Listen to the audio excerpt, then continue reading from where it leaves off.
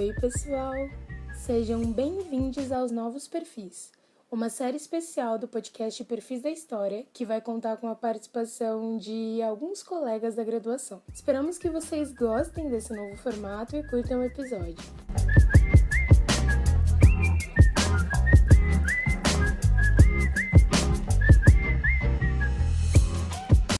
Na época que dava pra andar de metrô, nossa, eu passava 2 horas pra ir, 2 horas pra voltar, né, no metrô.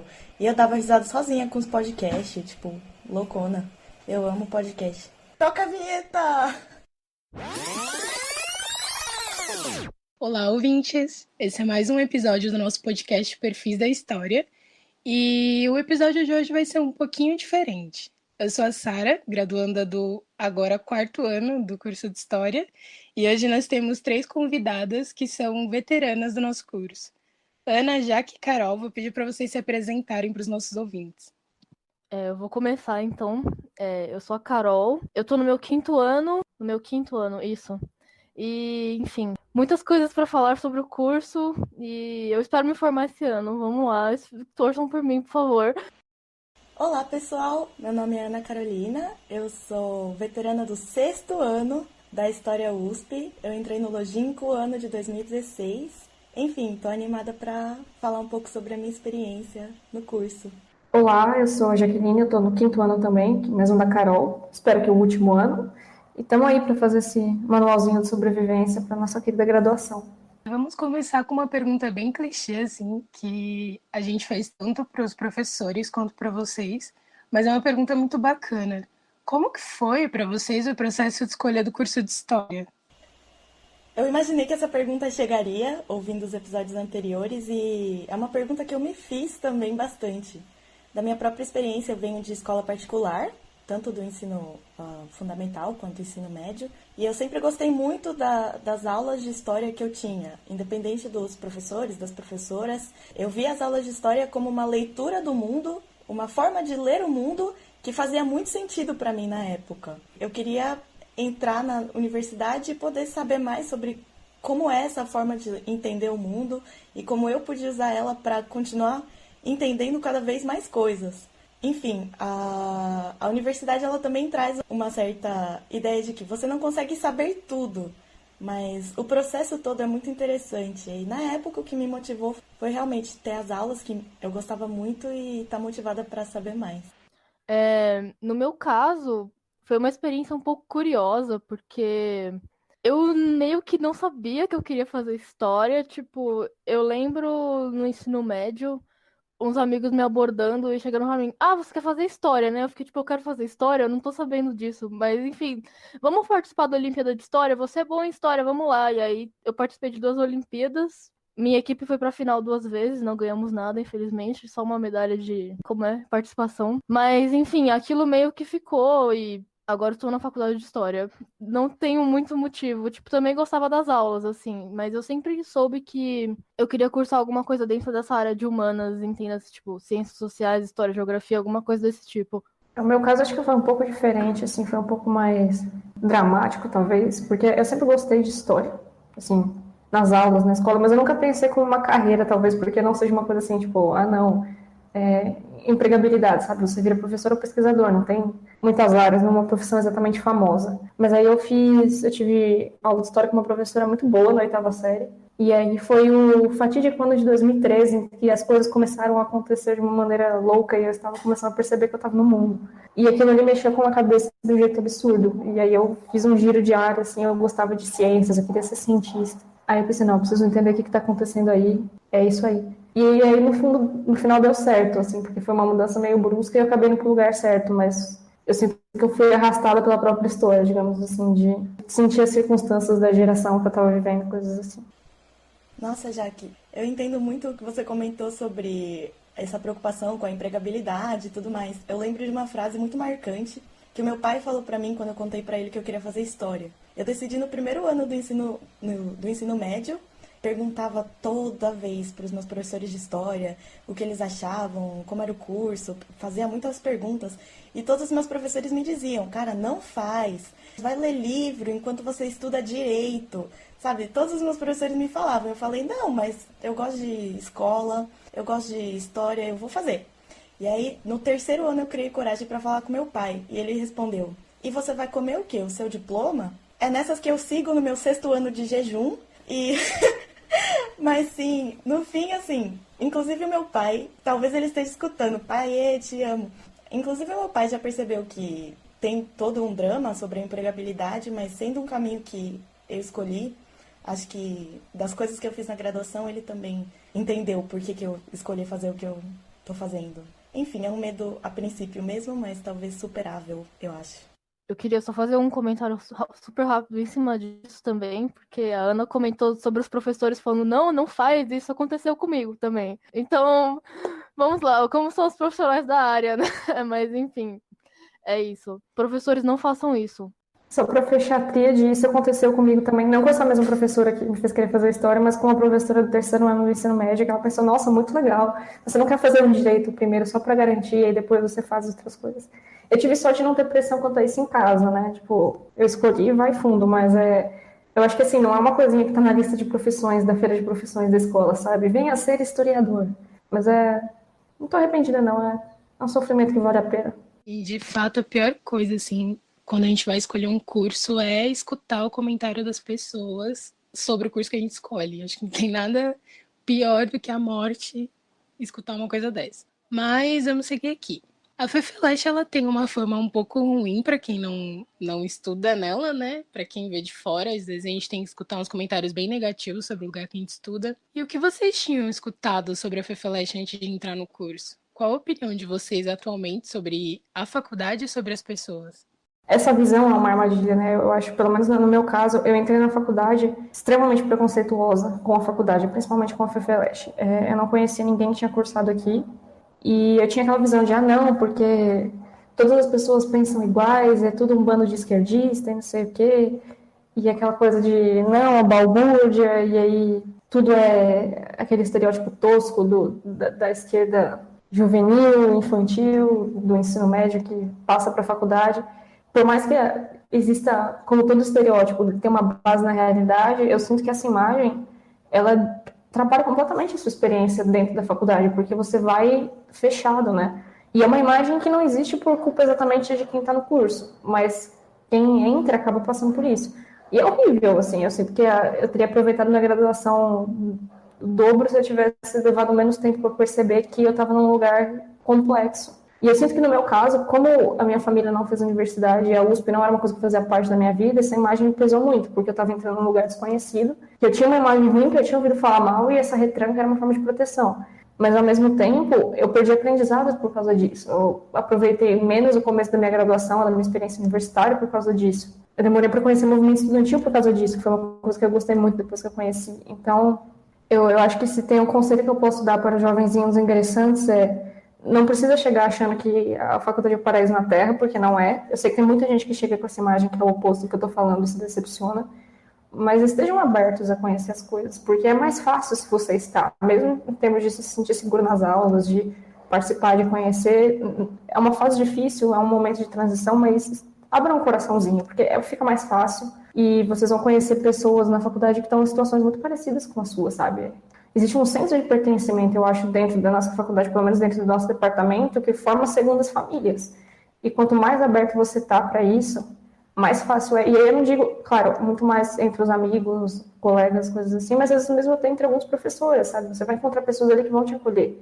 Mas você precisa estar preparado para isso, porque senão é muito tempo sendo uma espécie de reacionário social, sabe? Tipo, não vou me misturar com isso. É horrível, não façam isso. Eu fiz, não façam. O que há a dizer depois? Enfim, mas com certeza concordo com a Jaque e até concordo que na minha própria trajetória também, acho que, na verdade, pensando nessa, como a gente incorporou esse estereótipo da FEFELESH e entrou na faculdade pensando o que seria, na verdade, para mim, eu estava vivendo um mundo de colégio particular em que você achar que, sei lá, nossa, sei lá, que as pessoas não merecem morrer de fome é a maior coisa esquerdista possível e você é um comunista, tipo, pleno. Então, e eu tinha essas visões e era chamada de a comunista da escola, sei lá, uma conversa muito besta, assim, enfim, do auge do privilégio, né? Desculpe. Então eu fui pra FEFELESTE com essa imagem de que agora sim vai ser a galera de esquerda, vou poder me misturar e conhecer ideias novas e me aprofundar no que gostaria de aprofundar. E claro que teve muito aprendizado, mas também tem muita controvérsia dentro das visões políticas das pessoas e aparece muita coisa nova. Então, a partir do momento que você se liberta um pouco dessa imagem, tanto para o lado ruim, tanto para o lado paradisíaco, né, de que seria ideal, e você traça seu próprio caminho dentro da faculdade, você é muito mais leve para fazer o que você gosta e para fazer os seus amigos e, sabe, traçar o seu caminho. Então, concordo totalmente com a Jaque. Todas nós concordamos super, né? Eu também fui desse mesmo jeito que a Jaque, com medo de não me encaixar naquele lugar, para achar que eu era completamente diferente em termos de pensamento. E no fim deu tudo certo. Tipo, a FEFELESTE é mais um lugar normal do mundo, não é um monstro de 7 cabeças. Seguindo nessa linha de FEFELESTE e tal, vocês se recordam do primeiro dia que vocês estavam lá? Não necessariamente o seu primeiro dia de aula, mas quando vocês visitaram o prédio, o ambiente, qual foi a experiência de vocês? Eu vou começar com essa, porque pra mim foi muito engraçado. A primeira vez que eu fui lá na FEFELESTE, eu não sabia nada sobre a FEFELESTE, eu não sabia pra onde eu tava indo, eu não sabia nada sobre a USP. Eu fui pra lá, tava tendo uma palestra, tipo, dos cursos, assim, e aí o pessoal lá na minha escola falou, então, vai ter isso lá na USP, vocês podem ir assistir o curso que vocês quiserem. E eu fui com os meus amigos na época, eu cheguei na FEFELESTE, eu falei, meu Deus, que lugar é esse? Porque na época o prédio tava muito sujo ainda. O prédio tá muito bonito agora, pessoal. Tá muito bonito, é sério. Dá até uma vontadezinha de chorar, assim. Mas na época o prédio tava muito desgraçado. E aí eu falei, não é possível, mano. Eu, tipo, o que eu tô fazendo aqui, sabe? Foi uma coisa muito engraçada, mas agora, 5 anos depois, na verdade 6 já, né? Eu fico pensando em como eu passei a gostar tanto daquele lugar, por mais que eu ainda odeie, sabe? É uma relação de amor e ódio com a FEFELESTE, com a história e com o vão mesmo. Mas o meu primeiro dia foi isso. Foi um choque, tipo, meu Deus, esse lugar é muito esquisito. Não era isso que eu estava esperando, porque eu acho que muitas vezes, quando você não sabe nada sobre a USP, você chega lá esperando que seja, tipo, sei lá, Harvard, assim, sabe? Foi uma coisa bizarra. Mas aí você chega e entra na FEFELESTE, tem o aquário lá, você fala, mano, o que é esse sofá furado aqui? Mas, tipo, você vai sentar no sofá furado, fica tranquilo. Fica tranquilo, você vai sentar naquele sofá furado ainda. Você pode rejeitar ele, mas você vai. Então é isso. Você pode rejeitar o van a princípio, mas você vai gostar muito de lá ainda. É isso que eu precisava adicionar. A minha primeira experiência na faculdade foi justo no dia da matrícula. Eu não pisei na USP antes disso.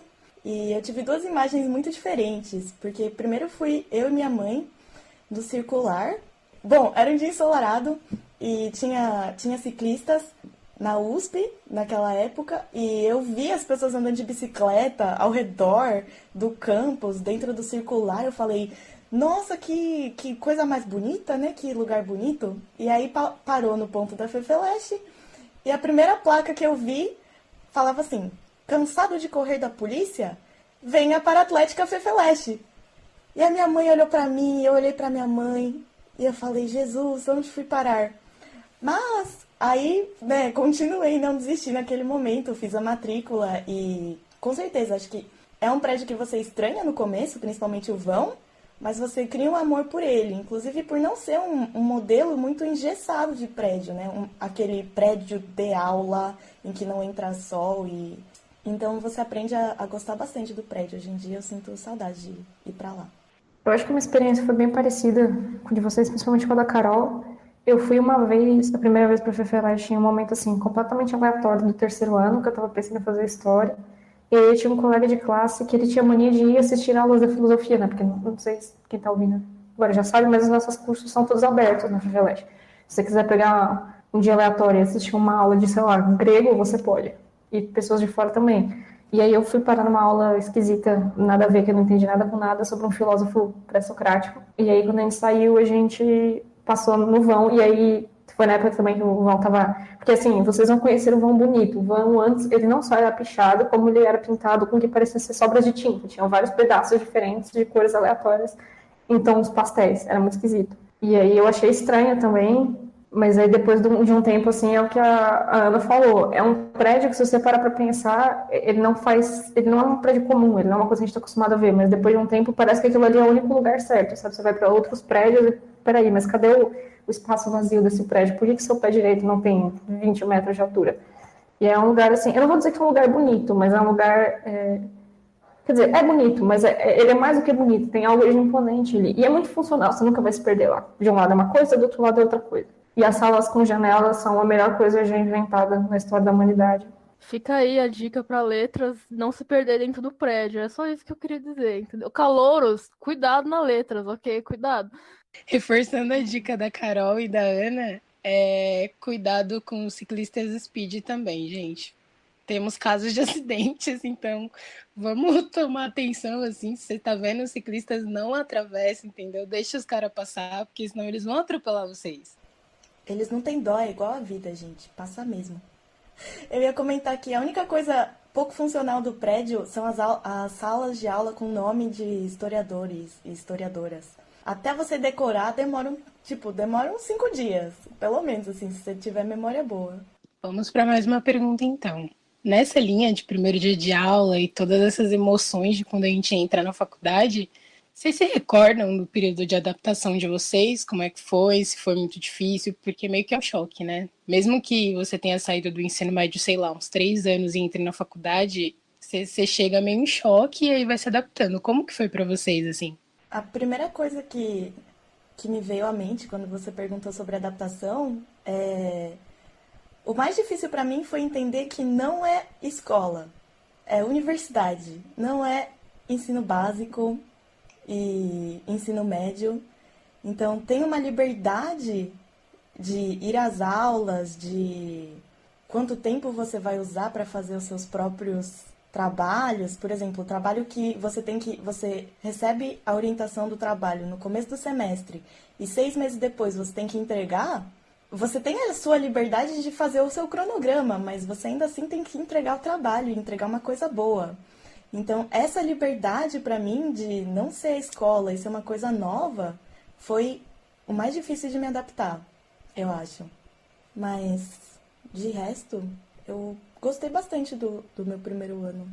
Para mim, a primeira coisa que eu pensei, tipo, ok, entrei na faculdade, não tenho os meus amigos do ensino médio, o que que eu vou fazer, como eu vou fazer amizade, como eu vou fazer grupo, mas essas coisas vêm muito naturalmente. No meu caso foi muito engraçado porque eu acabei fazendo amizade participando dos esportes, que eu não participo mais, mas se você curte, faça as coisas, é que agora não vai rolar, né? Infelizmente, mas ano que vem, calorada, se tiver normal, acredito que ainda vai ter bichuspe e todas essas coisas que você pode participar sendo calouro, participar das atividades. E, sei lá, você é uma pessoa tímida, não curte muito, tudo bem, mas ainda vale a pena dar uma tentada. Se você tiver uma forcinha, vai em pelo menos alguma coisa, porque as pessoas são muito receptivas mesmo. Então, assim, eu acho que isso é uma coisa que você pode se preocupar antes de entrar, mas até aí as coisas vão se resolver rápido e no tempo delas, assim. Eu fiz amigas que ainda são minhas amigas, depois eu fiz amigos depois, então as coisas vão acontecendo. E uma outra experiência que não tem muito a ver com isso, mas eu acho muito engraçado, que é sobre, tipo, adaptação, que a gente comentou sobre as salas antes. Na primeira semana, eu acho que foi no meu segundo dia de aula, e eu entrei na sala errada. E aí, eu não sabia o que eu tava fazendo. E tem muito isso, tipo, isso aqui não é mais ensino médio, entendeu? Então, o que eu fiz? Eu fui perguntar pro professor. Não façam isso, por favor. Ou sem, tipo, eu não sei como resolver essa situação, mas eu lá, no meu auge dos 18 anos, não sabia o que eu estava fazendo. Eu perguntei pra professora, isso aqui é a sala de sei lá o quê? E, tipo, tava no meio da aula, gente. Enfim, é só essas coisas que são gafes que vão acontecer, mas fazem parte da sua adaptação na faculdade e de entender o ambiente que você tá também. Então é isso. Cagadas acontecem. Eu acho que a minha experiência foi um pouco diferente na transição, porque eu acho que ela foi mais positiva do que costuma ser, no sentido de que eu fiz ETIM, que é ensino técnico junto com o ensino médio.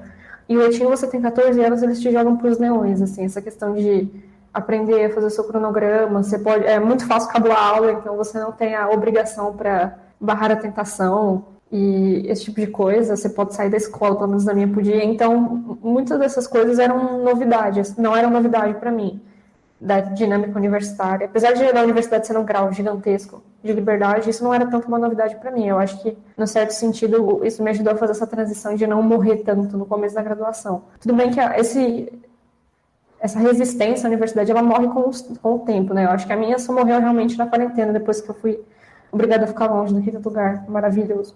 Mas, enfim, quando isso começou a reduzir no começo do primeiro ano em relação a, por exemplo, às aulas, o que sobrou para mim foi deslumbramento, porque você vai e, por exemplo, tudo bem, não vou fazer uma propaganda departamental aqui, vou falar que vocês vão gostar de todas as aulas, que todos os professores são bons, porque não é verdade. Apesar de, eu acho que é possível dizer que todos os professores são pesquisadores, e como pesquisadores eles são excepcionais, mas é coisa assim, não, deixa eu ter aula sobre esse tema aqui com um dos maiores especialistas do mundo sobre esse tema. Então, as aulas que são boas, elas são muito boas. E você vai aprender coisas que você nunca imaginou que você fosse aprender. E é aquela coisa, você está no ensino médio, você gosta de história, você tem 2 aulas de história por semana. Na faculdade você vai ter 4 horas de história por dia, entendeu? Então, se você realmente tem gosto pela coisa, tirando a questão do cansaço, tirando as dificuldades, é muito empolgante, sabe? Você vai gostar das coisas, você vai ler coisas a mais, tudo bem, depende da capacidade de tempo de cada um, tem gente que trabalha, mas a tendência é você achar coisas assim que você não sabia que existiam e você vai querer aprender aquilo. E aí começar a entrar, agora está um pouco diferente por causa da pandemia, mas sempre tem muito evento, então você vai parar num, sei lá, simpósio de egiptologia. Você vai entender? Você não vai entender, mas é legal, entendeu? Você está lá, deixa eu aprender com esse cara aqui, tem um professor do nosso departamento que fala 13 línguas, metade delas estão mortas, e ele vai dar aula para você, entendeu? É uma coisa assim que a gente aprende a reclamar muito, mas se você parar para pensar, é um universo paralelo de pessoas que passam a vida estudando gente morta, e isso é muito legal. E eu acho que no começo assim, do primeiro ano, quando você começa a entender como funciona, é o momento mais legal, porque você ainda não tem as críticas, entendeu? Você é um jovem inocente, você é uma pessoa com amor no coração. Então fica só a parte boa, e é muito legal. Aproveitem esse momento, apesar de ser AD, mas aproveitem, muito bom. Eu falo muito, esse é o meu problema. Eu ia fazer uma edição especial só porque os calouros estão entrando na era do EAD. Enfim, na verdade, eu tô no Japão agora. E, na verdade, eu vim em intercâmbio e eu cheguei em março de 2020, quando foi o auge do coronga solto. E eu tive aula o ano inteiro de intercâmbio online.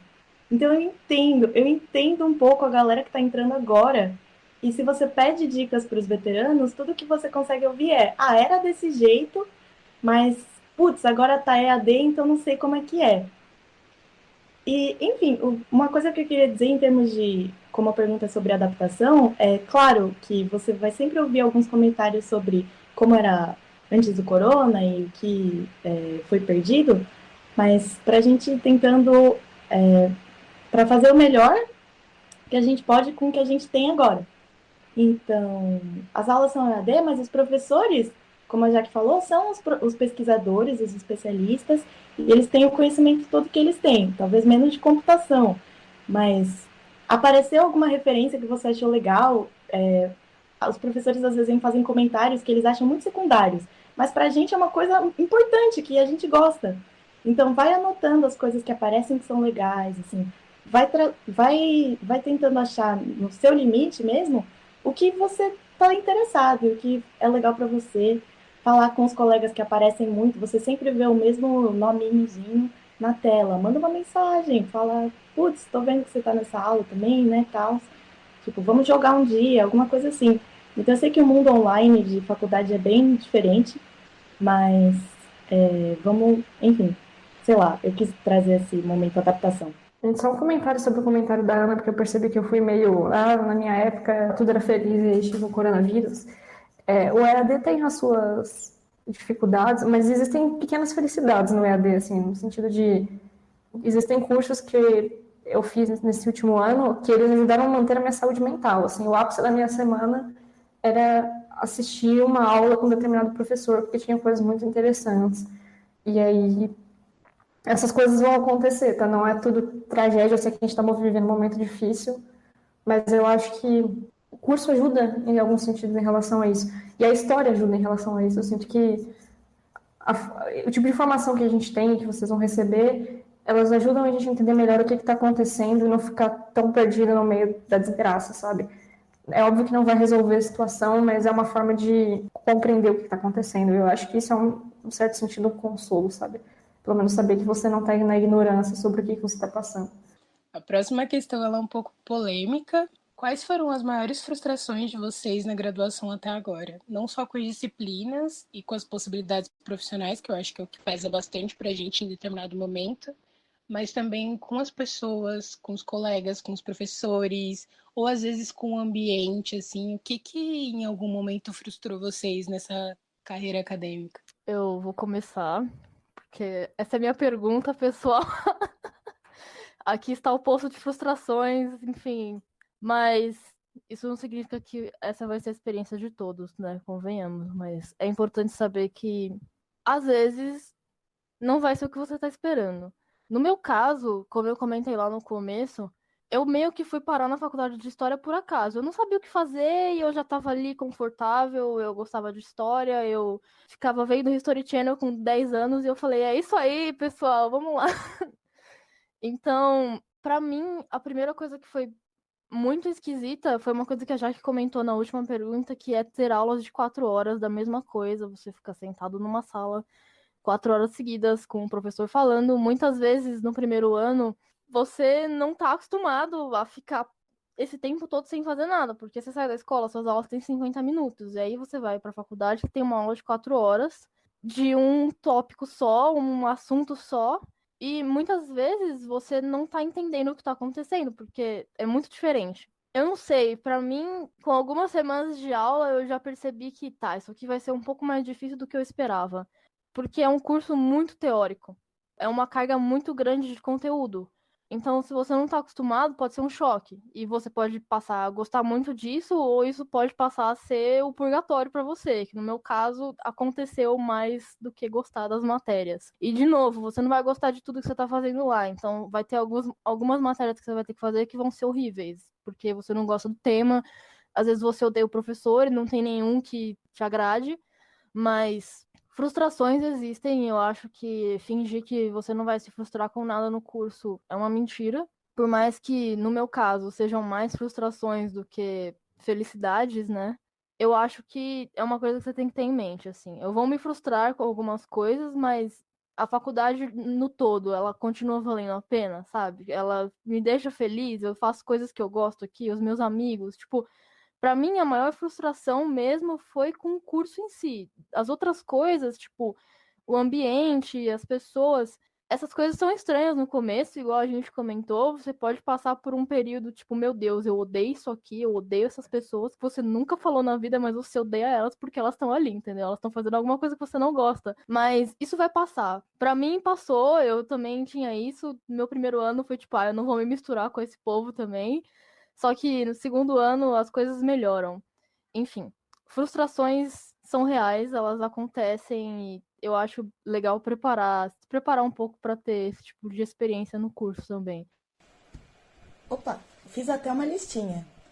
Mas vamos um por um na listinha. O primeiro, e aí é um relato muito, talvez que puxe muito a minha sardinha, mas eu fiquei um tanto frustrada com o eurocentrismo do curso. Eu sou membro de um grupo de estudos, chama Grupo de Estudos Okinawanos, e a gente estuda, enfim, é um arquipélago ao sul do Japão, o arquipélago mais ao sul do Japão, que tem uma história bem particular. E, ou seja, para onde eu tive que ir para fazer uma pesquisa dessa área, apesar de no começo ser muito voltada para a história, eu fui para letras japonês, porque não tem um professor que pudesse me orientar no que eu queria fazer naquele momento. E acho que até hoje no departamento não tem. Se você quiser estudar a Ásia, você vai acabar tendo que ou fazer ou ceder a um recorte temporal. Então, eu quero estudar Ásia contemporânea, então eu vou com um professor de contemporânea. A especialidade dele é Revolução Francesa? Mas é o que tem para o momento. Então, isso, assim, me frustrou um pouco nesse caminho de traçar minha pesquisa dentro da graduação. Hoje em dia eu vejo pontos positivos na minha trajetória, no caso, né, que eu acabei entrando num campo muito mais interdisciplinar e consegui sair da própria bolha, que seria a pesquisa em História, mas ainda acho que tem bastante a melhorar o curso em si. Não posso falar por outras áreas, enfim, outras regiões do mundo que também ficam prejudicadas nesse eurocentrismo do curso, mas pelo menos leste asiático, que é a minha área, ainda é um pouco difícil fazer pesquisa nessa área, né? A segunda coisa é Jupyter Web, amigos. Jupyter Web foi frustrante. Nossa senhora, toda vez que eu tenho que usar Jupyter Web para fazer matrícula, eu me questiono se vale a pena livre-arbítrio. Porque basicamente a minha comunicação com o Jupyter Web todas as vezes é: Jupyter Web me diz, você pode fazer qualquer matéria que está aqui. E aí eu respondo, beleza, eu quero essa matéria com esse professor. E Jupyter Web me diz, não. E é isso, então pra quê? Vou ter que escolher outra de qualquer forma, né? Enfim, gente, desculpa, Jupyter Web é o sistema da USP que a gente usa para inúmeras coisas dentro das burocracias uspianas. E nesse caso eu tô dizendo principalmente da matrícula. Então, quando a gente vai fazer matrícula para um novo semestre que começa, a gente entra nesse site e tem momentos em que você faz a matrícula e diz, quero me inscrever nessa matéria com esse professor. Você inclui lá tudo mais, e aí ele te diz que você não pode fazer a matéria com o professor que você quer. Brincadeira. Às vezes você consegue, gente. Às vezes aparece que você está reservada na matrícula. Mas no meu caso, aconteceu muitas vezes de o Jupyter Web simplesmente dizer que não tem vaga, você não vai caber, escolhe outro professor. Então, isso foi frustrante um pouco. Mas a gente aprende a lidar, assim. Sejam pacientes com o Jupyter Web e façam o seu caminho, vai dar certo, gente. Estou muito frustrada porque eu estou tentando me formar esse ano, eu estou com 2 matérias atrasadas e o Jupyter me deu turma lotada, ou seja, caloures, se preparem para pedir requerimento. Isso é uma coisa importante de saber fazer. Tem uma abinha lá que chama requerimento de matrícula, e aí lá você escreve para o professor, por favor, eu amo você e a sua matéria, me deixe entrar. Ou você manda um e-mail fazendo a mesma coisa que geralmente o professor vai deixar você entrar na matéria. Ou não, acontece também. A USP, graças a Deus, eles fizeram outro sistema que parece que funciona melhor que o Jupyter, mas eu não entrei lá ainda para ver direito, que é aquele sistema integrado de coisas USP. Mas enfim, é isso. Cuidado com o Jupyter. Tem que ter jogo de cintura e sangue frio, mas vai dar certo. Vai dar certo, Carol. Vamos no requerimento. Enfim, a terceira coisa na minha listinha, desculpe pela fala super longa, é licenciatura. Para quem está entrando esse ano, ainda vai ser uma coisa longa, assim, vai demorar para aparecer na vida de vocês a licenciatura. Então, como que funciona? Você entra no bacharelado em História, ou seja, você fica apto a fazer pesquisa em História, mas você pode, a partir do seu segundo ano, se não me engano, abrir a licenciatura. Ou seja, você faz algumas matérias a mais para você ter um diploma que também pode dar aula de História. Isso abre vários caminhos de emprego, né? Caminhos de emprego pra gente. Então, muita gente abre a licenciatura. O problema é, a gente abre a licenciatura no fim da graduação. Então, quando eu comecei a licenciatura, eu já tinha feito 1 ano de estágio e eu já estava trabalhando num cursinho. Então, eu já tinha entrado no mundo do trabalho de paraquedas sem passar pela licenciatura. E muita gente também faz isso.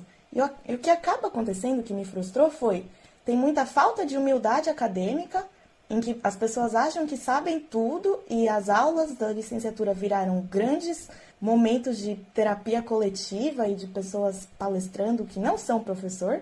E uma falta de comunicação, justamente porque são várias pessoas que não entraram numa mesma turma e estão em momentos diferentes da graduação, você não sabe qual matéria é obrigatória para qual período, para qual professor tem especialidade em quê. A licenciatura ela tem coisas muito boas a oferecer. E se você conseguir tirar as coisas que são interessantes, que são legais, que vai te ajudar a se tornar um bom professor, um professor melhor, é muito bom. Mas eu me frustrei com essa falta de humildade acadêmica de alguns colegas e falta de comunicação mesmo entre a gente para saber o que tem que fazer, né?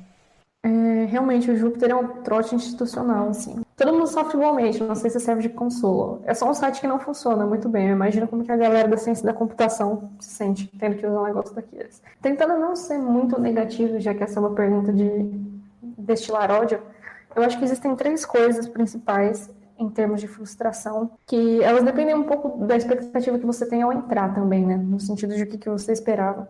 Eu acho que a primeira delas, e a que demorou mais tempo para diminuir, e imagino que seja uma coisa normal na nossa fase da vida, é que a gente entra na faculdade e a gente pensa que a gente é adulto, que todo mundo nesse lugar, nesse ambiente, vai ser maduro e ponderado, sendo que nós somos adolescentes que cresceram. Então, eu acho que leva um tempo para perceber que tá tudo bem você não gostar de todo mundo, que tá tudo bem nem todo mundo gostar de você, e que você tá num ambiente que faz parte do mundo. Então, tem as suas questões, vai ter os seus problemas, e eu acho que existe uma coisa das pessoas que fazem ciências humanas, e aí eu me incluo nisso, incluo todo mundo nisso, um problema que a gente tem, que é achar que porque a gente entende relações sociais, a gente sabe como as coisas funcionam, e porque em muitos sentidos o ambiente fora de lá é muito pior do que lá dentro, porque lá dentro coisas que são toleradas no mundo de fora não são aceitas, isso é uma coisa boa, significa que a gente transcendeu todos os problemas, e que lá não existe nenhum tipo de opressão, de que lá não existe nenhum tipo de comportamento problemático e que todo mundo vive em harmonia perfeita. E isso é uma imagem que, num certo sentido, eu acho que a gente tenta alimentar, sabe?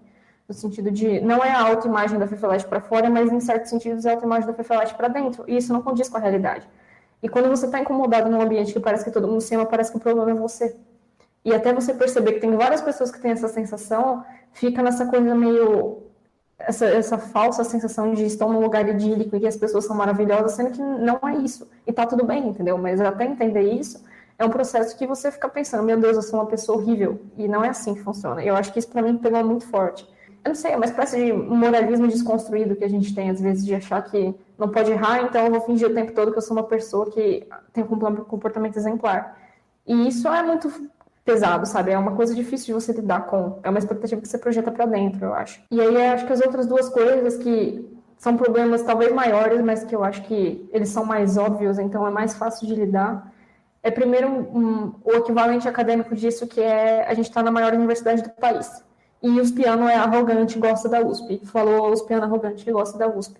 E no nosso nível, isso tá ok. Só que quando você chega no nível dos professores, isso é um problema, porque eles são cegos para pesquisas que não são a gente que faz, muitas vezes. Não todos os professores, mas é muito comum você ter professores assim, que eles estão 30 anos atrasados no debate sobre alguma coisa, e eles falam como se eles fossem a vanguarda da pesquisa. E aí, se você não tem contato com outros meios de pesquisa, com outras universidades, se você não pesquisa mais sobre, parece que aquilo ali é o ápice da ciência da história. E, tipo, não é. Em alguns sentidos é, mas em outros sentidos não é. E aí, nosso contato com outras universidades é péssimo, muitas vezes, sabe? A gente não aprende tanto quanto poderia aprender. E aí, o último problema que acho que não precisa de explicações é o fato de que a profissão de historiador ou professor nunca foi uma coisa que prometeu pagar muito ou que prometeu dar uma carreira de sucesso e reconhecimento. Mas eu acho que no momento que a gente tá cada vez mais difícil, assim, de ok, eu quero ser professora, eu não importo de ganhar um salário fixo baixo, mas o salário fixo parece que está deixando de existir, entendeu? E as oportunidades de estágio estão cada vez mais pesadas e as oportunidades de concurso estão cada vez mais difíceis. É claro que isso não é só da nossa área, mas como a nossa área nunca teve um piso assim muito alto, isso vai ficando pior. Mas eu não sei também quanto que isso é uma exclusividade nossa e quanto isso é simplesmente uma crise gigantesca que o mundo inteiro está passando. Tivemos reclamações muito válidas, normal se frustrar no meio dessa caminhada. E seguindo essa linha meio polêmica, assim, qual foi o ano para vocês mais decisivo da graduação que fizeram vocês refletir se vocês iam mesmo seguir essa carreira ou se vocês iam desistir? Eu vou fazer um breve comentário aqui, porque eu acho que talvez seja muito válido para quem está ouvindo. O PET ele tem um projeto que chama Semana de História. E é um projeto de extensão e ensino, que a gente se envolve com turmas de EJA, né, de Educação de Jovens e Adultos, e faz acompanhamento nas escolas e tal. E no meu segundo ano de graduação foi quando eu integrei o PET e participei da Semana de História. E em uma das visitas, na minha primeira visita na escola, a gente conversou um pouco com o professor e tal, e a forma como ele falou da turma dele me chocou um pouco. Eu fiquei tipo, meu Deus, imagina você trabalhar o ano inteiro o ano inteiro não, a vida inteira, escolher uma profissão e perto da aposentadoria você fala desse jeito dos seus alunos, sabe? E eu lembro que aquilo me deixou muito, muito triste. Eu fiquei, meu Deus, será que eu quero realmente ser professora, trabalhar a vida inteira e chegar no final e falar algumas coisas absurdas da minha turma? Só que conforme o projeto foi passando, eu vi que aquele professor tinha um carinho muito grande. Ele só estava sendo realista com a gente sobre, de fato, a profissão dele, sabe? Mas ele tinha um carinho e um cuidado com aqueles alunos que era muito, muito sutil, que quando a gente vai da universidade, todo idealizado, achando que a educação é muito importante, gente, pelo amor de Deus. Mas quando a gente sai todo idealizado, achando que, sei lá, a gente vai fazer uma revolução, um master na sala de aula, a gente pode se frustrar muito quando a gente chega na sala de aula, porque é uma outra realidade. É difícil, a gente não pode esquecer que dar aula é difícil, mas é bom. E aí, quando eu percebi todo o cuidado daquele professor, eu fiquei tipo, é real, eu quero ser professora. E depois que a gente pegou, né, um vínculo com os alunos, a gente foi vendo o quanto era legal. Acho que não teve nada melhor do que ter terminado o projeto e ver os alunos vindo conversar com a gente sobre o que eles queriam fazer depois do EJA, sabe? Que queria fazer faculdade, que queria fazer curso técnico, cursinho. E isso foi muito bom, assim. Foi nesse momento que eu falei, pô, eu quero terminar a história, mesmo que não seja a minha única profissão ser professora, mas eu quero seguir nisso. Então, para vocês, assim, qual foi o ano decisivo, assim, que vocês falaram, não, eu vou fazer ou eu não quero isso para minha vida? Belíssima fala que gostaria de dizer. Muito bom. Para mim, o meu segundo ano foi quando eu já sabia que, tá bom, talvez não tenha sido a melhor escolha. Então, eu estou aqui como uma das veteranas que não gosta muito do que está fazendo, que é bom, para dar uma visão contrária das nossas colegas, mas enfim. O meu segundo ano, eu lembro de um dia que eu tava desesperada, que eu tava tipo, meu Deus, eu não sei se eu vou aguentar fazer esse curso. Quantos anos eu tinha? 19, eu acho. Eu tenho 19 anos, dá pra trocar de curso ainda, vamos lá, sei lá.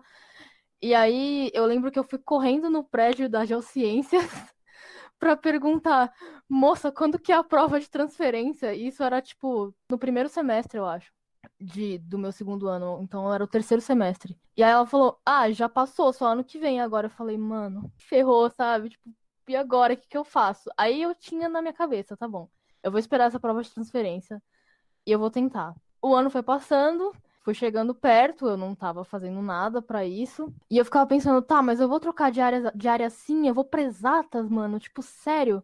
Enfim, chegou o terceiro ano, chegou o quinto semestre e eu falei, tá bom, agora eu tô no terceiro ano, eu vou terminar essa faculdade. Tipo, eu falei, eu já tô aqui, sabe? Deixa eu terminar pelo menos. Se eu terminar ano que vem, eu vou estar nova ainda, eu consigo fazer outro curso. Agora eu estou aqui no quinto ano, eu não terminei a faculdade ano passado. E eu fico pensando, tá, e agora? O que que eu vou fazer? Porque eu não sei se eu quero trabalhar na área, eu não sei o que que eu vou fazer, eu não sei se eu quero fazer outro curso, porque apesar de tudo, eu não consigo me ver fazendo mais nada, sabe? Então, eu não sei se eu faço licenciatura, eu nem tenho a licenciatura aberta ainda, sabe? Eu estou pensando, tipo, tá, e se eu não terminar o curso esse ano ainda? Então parece que é uma coisa arrastada, mas parece que é natural ao mesmo tempo. Então, talvez tenha sido a escolha certa, só que na hora eu não sabia sobre terminar o curso ou não, mas eu fico pensando, talvez eu não trabalhe com isso, mas pelo menos eu vou ter toda a experiência de uma graduação que, apesar de muitas coisas que eu não gostei, foram muitos momentos importantes e muitas matérias que construíram muita coisa pra mim, apesar de tudo, tipo, então, eu acho que a dúvida ela sempre vai aparecer assim, vai ter, eu lembro que a minha mãe comentava comigo, ah, eu só fui gostar da faculdade no meu terceiro ano. Então, talvez seja uma coisa meio generalizada, tipo, ah, você não vai gostar da faculdade no começo, mas dá um tempo pra ela, deixa ela cozinhando lá e aí, quem sabe? No meu caso, eu sou um pouco indiferente, sabe? Eu tô aqui, mas e se eu não tivesse, eu também não sei o que ia ser, mas eu estou confortável na posição que eu estou agora. Então, é isso que eu tenho a dizer para vocês, ouvintes. Antes de responder a pergunta, eu queria fazer uma observação importante, sentindo assim que eu estou na divisão empolgada, gado de curso. Gente, é normal essas diferenças, assim. Existem pessoas que vão gostar muito de tudo na graduação, inclusive das coisas que elas não gostam. Eu acho que eu sinto que eu sou uma dessas pessoas, sabe, mesmo que tá ruim, não é exatamente ruim, é só menos bom, e vão ter pessoas que vão gostar muito de algumas coisas e odiar outras, e vão ter pessoas que vão odiar o curso e mesmo assim vão ter que fazer até o fim. E tá tudo bem essa diferença de experiências, assim, não tem que ser de um determinado jeito, que as pessoas têm vidas diferentes, têm vontades diferentes, foram fazer o que estão fazendo por coisas diferentes, não é exatamente uma reclamação, mas complementando a questão anterior, é uma coisa que me deixou muito pirada por um tempo, porque às vezes eu pensava, tem tantas pessoas que estão frustradas com o curso, que têm dificuldade, será que eu estou sendo ingênua de gostar das coisas, ou será que eu estou gerando um ambiente negativo porque eu estou vendo de uma maneira positiva uma coisa que é ruim? Mas não é assim que funciona, da mesma forma que uma pessoa que desgosta do curso, ela não está fazendo mal para as outras pessoas, são só visões diferentes e beleza, entendeu? Eu acho que às vezes a gente tem uma visão de que tem que ser uma coisa assim de determinado jeito, e não tem que ser de determinado jeito, é só cada um está vivendo a sua graduação no seu tempo, não tem que se formar em 4 anos, não tem que fazer pós-doutorado, não tem que querer dar aula, cada um tem a sua trajetória e está tudo bem, sabe? Agora, voltando para responder a pergunta, dentro da parte empolgados do curso, eu sinto que eu nunca quis desistir, assim, nunca teve um momento que eu, não, isso não é para mim, não gosto disso. Eu lembro que bem no começo da graduação, eu tirei nota vermelha na primeira prova que eu fiz, porque eu não sabia que nossas provas eram redações. Nossas provas são redações, não façam um parágrafo. E aí eu pensei, oh meu Deus, eu sou uma vergonha para a nação. Só que isso durou o período de eu fazer recuperação e tirar uma nota QI. Mas não foi uma vontade de desistir, assim, foi um momento síndrome de impostor. Eu acho que o que teve um pouco foi um momento assim, eu estou exatamente onde eu deveria estar, assim, e teve vários momentos desses, mas eu acho que o ano que foi isso foi 2019, porque depois que o Bolsonaro foi eleito, eu sinto que a minha rejeição em relação ao curso diminuiu, porque eu olhava para as pessoas que estavam ao redor e percebia que eu concordava muito mais com elas do que com certos setores políticos que queriam literalmente que a gente deixasse de existir. Então, ok, vamos parar para conhecer coisas. E aí, nisso, eu fui em um monte de evento, de um monte de lugar diferente, fui conhecer coisas, fui em um lugar que eu não queria ir para participar, comecei a participar de assembleia, sempre podia assembleia, só para conhecer mesmo. E eu sinto que isso, assim, expandiu o meu horizonte de uma maneira absurda. Não só no sentido da questão política, mas isso influencia na sua formação. Você conhece coisas novas, você vai ler coisas novas. Foi ano que eu comecei a fazer iniciação científica também, então eu sinto que a convergência dessas duas coisas me fez perceber que eu tinha ido para o lugar certo, num nível que eu nem sabia que eu tinha ido para o lugar certo. Mas isso é consequência de se abrir para essas experiências, porque senão você fica fechado na sua caixinha. E nesse sentido também foi uma certa consequência do contexto. Talvez se essas coisas não tivessem sido como elas foram, isso não teria rolado. Então a gente não está muito no controle desses processos, eu acho. Gente, queria agradecer os comentários complementaríssimos da Carol e da Jaque, muito legais.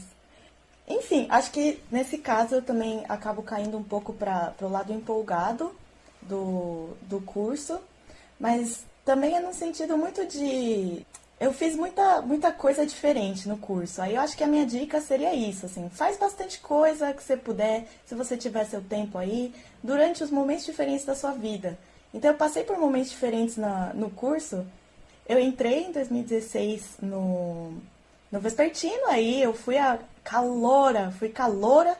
Gente, vivia com os meus pais de boa, sabe? Não tinha que trabalhar na época.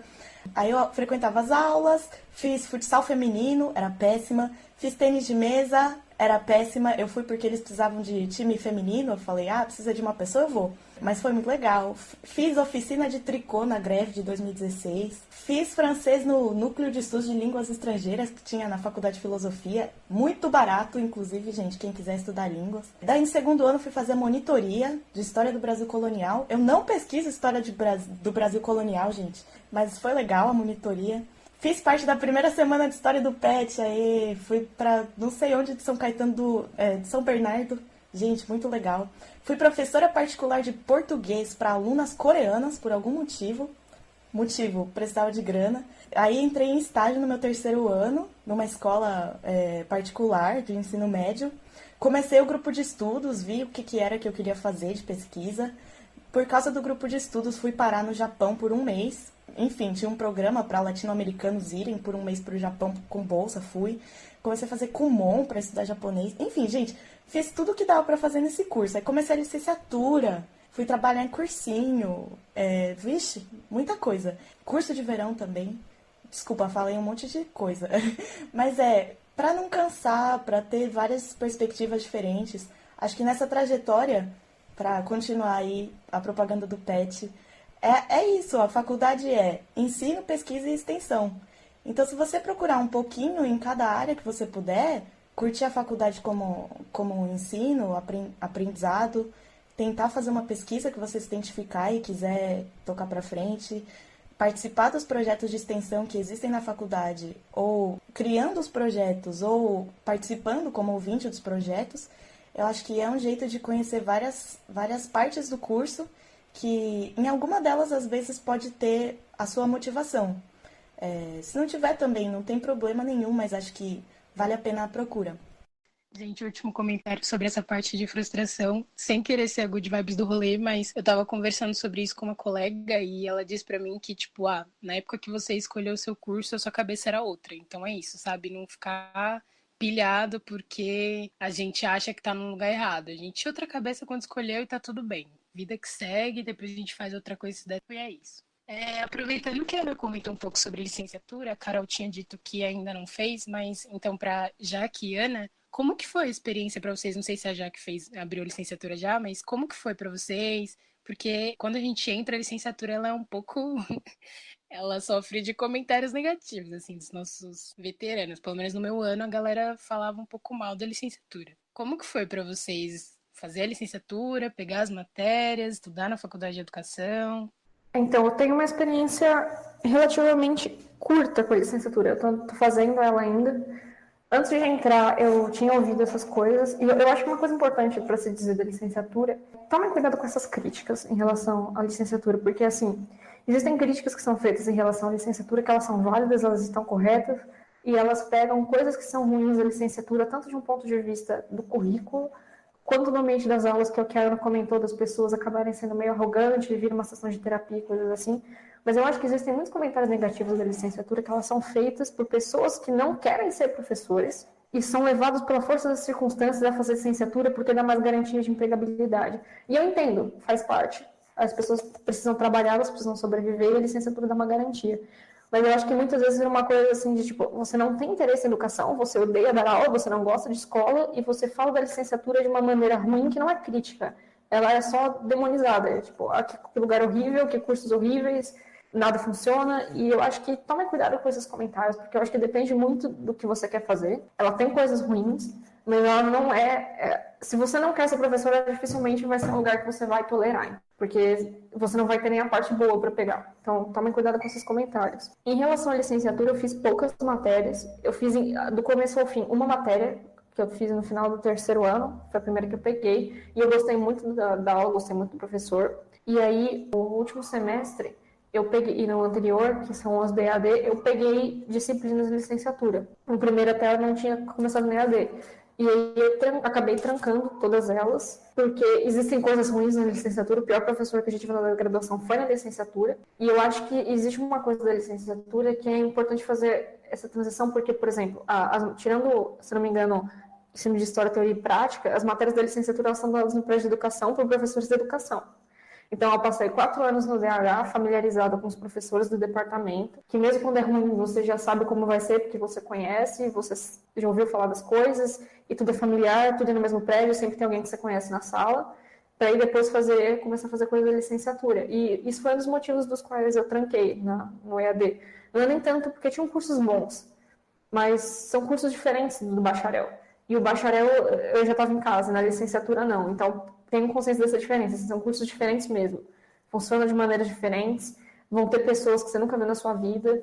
Vão ter dinâmicas diferentes. E ter objetivos diferentes. Então, eu diria que, resumindo, pelo que eu tive de experiência até agora com a licenciatura, apesar de já faltar praticamente tudo para fazer, é uma coisa importante, tem os seus defeitos, e a licenciatura não é o bacharel. Não é um bacharel que você vai aprender sobre educação, é outra coisa. É outro mundo no presencial, é outro prédio, é outro site. Não são nem as mesmas piadas internas, entendeu? Porque você vai crescer dentro do departamento e você vai acostumar com aquele lugar e você vai achar que a USP é daquele jeito. A USP não é daquele jeito. Inclusive, optativas livres são boas para aprender isso e fazer você gostar mais da história. Concordo com a fala da Jaque. Acho que quem critica tanto assim a licenciatura, a crítica fala mais sobre a pessoa do que sobre a própria licenciatura, né? É o que a Jaque disse, e acrescentar que, como é outro ambiente, é uma oportunidade também para a gente aprender mais sobre se comunicar com outras áreas. A licenciatura é um ambiente muito rico para a gente se colocar nesse papel de aprender sobre interdisciplinariedade. A história não é uma coisa que sempre vai funcionar em si, você pode conhecer pessoas de outras áreas, elas podem ter muitos comentários legais para fazer e você, enfim, vai aprender muito sobre qual é o papel do professor e todas as questões que vêm com o ensino, né? Uma das coisas mais interessantes que eu aprendi na licenciatura foi sobre nota, porque é uma coisa que parece tão natural pra gente, mas veio uma questão numa aula e até hoje eu não sei o que fazer da minha vida agora, quando tem que dar nota. Então, é sempre uma oportunidade de aprendizado, claro. Então, vamos tentar pegar o melhor que a gente pode da licenciatura. É isso. Uma coisa bem bacana da nossa graduação, assim, pode dar um medo, mas acaba sendo uma coisa legal, é o quanto a gente lê e escreve, assim. Dá um medo muito grande, pelo menos pra mim, assim, eu não era um costume meu escrever muito e ler muito, e é algo que a gente faz muito na graduação. Vocês perceberam que a questão de leitura e escrita de vocês mudou ao longo do curso e isso estimulou vocês pra ler e escrever para além do curso, assim? Posso começar Tá liberado de xingar, Carol. respondendo essa? Eu acho que existe uma relação de amor e ódio aí, porque eu sempre gostei muito de ler e escrever, eu sempre li e escrevi muito. Então, isso, né, quando eu entrei no curso, eu acho que foi uma facilidade que eu tive, e óbvio que com mais prática você melhora. Eu escrevo mais, eu leio mais do que antes e melhor, mas eu acho que uma coisa meio triste que acontece quando você entra na graduação, não tanto de escrever, mas de ler, é que você para de ler coisas que não são história. Pelo menos foi uma coisa que aconteceu comigo. Ou isso reduz um nível absurdo. Eu gostava muito, muito, muito de literatura. Assim, de ler literatura, às vezes lia até livro repetido, sabe, várias vezes o mesmo livro. E eu sinto que depois que eu comecei a fazer história, existem 3 tipos de leitura na minha vida, que são as leituras obrigatórias dos cursos, as leituras da pesquisa, que elas não são exatamente obrigatórias, uma vez que eu escolhi estudar aquilo, mas você está estudando coisa que existe, e as leituras de coisas que apareceram sobre história aleatoriamente, quando você tem um tempo livre, você lê sobre história. E, assim, não que seja ruim no sentido de ser só uma obrigação, porque eu acho que existe essa leitura complementar de história, ela é uma leitura por prazer, ela não é uma leitura por conhecimento. Só. Você quer saber, você tem curiosidade, mas eu sinto que você perde um pouco a capacidade de alienação. Eu sinto que isso aconteceu comigo, sabe? De ler uma coisa por distração, ou você vai ler uma coisa por distração e essa coisa parece menos interessante. De caramba, porque eu tô lendo uma coisa que não existe, sendo que eu posso ler uma coisa que existe. Eu sei que é muito simplório falar assim, mas eu acho que isso aconteceu um pouco, de eu perder um interesse por outras leituras. E eu acho que é uma coisa assim, de que o curso ele vai te consumindo um pouco. E isso não é uma coisa necessariamente ruim, mas ele vai virando, se você se engaja, participa das coisas, ele vai virando parte da sua personalidade.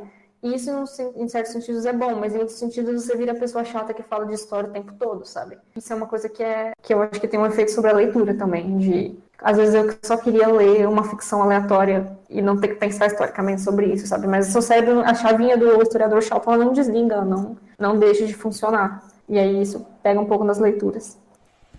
Acho que a minha fala vai ser complementar a da Jaque, então vou tentar ir por um caminho mais técnico, assim.